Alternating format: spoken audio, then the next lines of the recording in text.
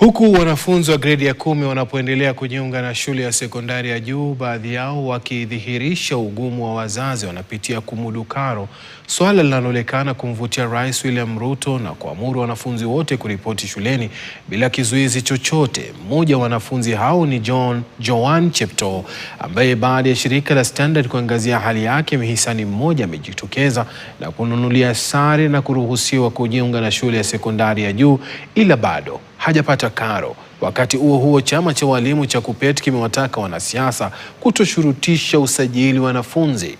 Ken Geshuhi anaarifu.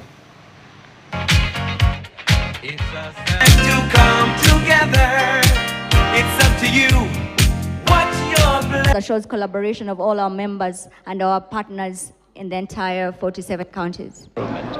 We still have a challenge with numeracy, and we think that is a big challenge, given that there is a very deliberate effort by the government of Kenya to position